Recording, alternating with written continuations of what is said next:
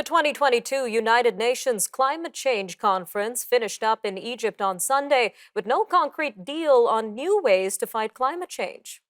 Struggling nations impacted by extreme weather will get financial help from a loss and damage fund provided by first world countries who are blamed for the pollution causing climate change.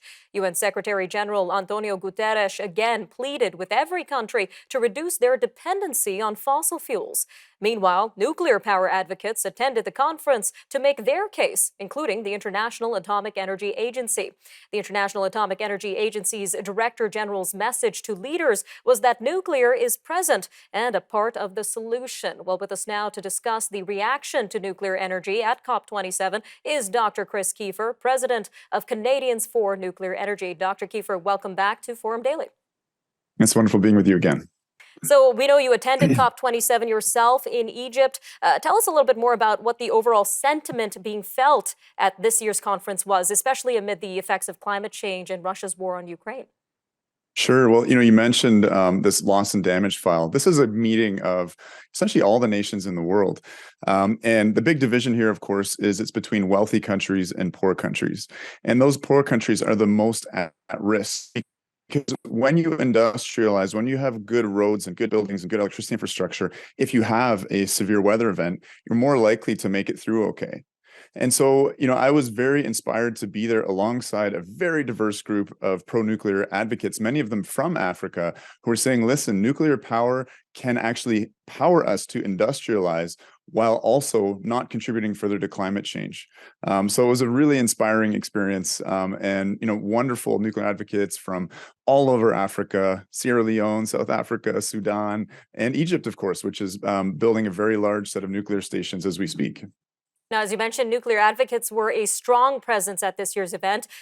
We mentioned the IAEA held its first ever Atoms for Climate Pavilion. So how did the presence of nuclear energy compare to previous COPs? Well, there were about 60 of us, all volunteers. We went there on our own dime, and we actually had a big impact. So we were in the diplomatic zone, talking with politicians, talking with media, talking with NGOs and policymakers. And the language of the final draft was impacted by our activities because it excluded nuclear energy at first in terms of the potential solutions that could be funded through the Loss and Damage Fund. And through our actions, nuclear energy was actually included there. So I'm incredibly proud of that. Tell us a little bit more about those actions and what the main points being given out by the International Atomic Energy Agency and other nuclear energy advocates were. Listen, our main point is that nuclear energy in the fight against climate change should not be controversial and really is not controversial when you listen to the experts such as the IPCC.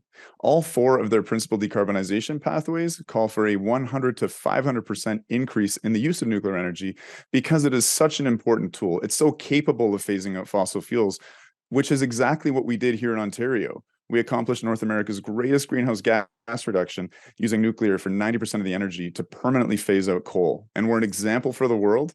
And it was exciting to be able to be there and share that message. So how does Russia's ongoing war in Ukraine, its power, its influence in the fuel industry, we know what's going on with the Nord Stream pipeline explosions and, of course, Europe's energy crisis. How does all of this play into the conversation around nuclear energy at COP27? Well, Europe obviously made a massive mistake here, and that was because they relied so heavily, hooking themselves up really like an addict to Russian gas. And they thought that this was a safe bet, that Russia wouldn't do the unthinkable, and it has. Now, how does nuclear energy fit into all this? Well, nuclear energy provides energy security because you have 2 years of fuel inside your reactor, and you can store a lot more on site easily because uranium is 1,000,000 times more energy dense than coal. So that is responsible for a big turn amongst European countries back towards nuclear. Big announcements, for instance, especially on Russia's border, Romania investing heavily in nuclear, Poland starting a nuclear program for the first time, Estonia with similar plans. So it was a big part of the conversation. All right, Dr. Keefer, just about 45 seconds left here, but what are you keeping your eyes on as COP27 has ended and, as you say, other countries are expanding their nuclear presence?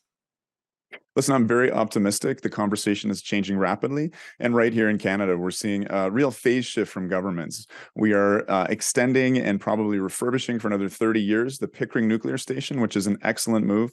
And there was that $1 billion funding announcement for the West's first SMR occurring here in Darlington in Ontario. So I'm optimistic, I'm excited. And I think these young volunteer youth voices are having a big impact. Lots of developments to keep our eyes on. Dr. Keefer, again, thank you for your time today. My pleasure. Stay with us. We'll be right back after the break. And when we return, we're going to be taking a look at a new disturbing report about monkey abuse in the coconut industry. PETA Asia has uncovered evidence of abuse and mistreatment of monkeys in Thailand's coconut product industry. We'll have more on that research after the break.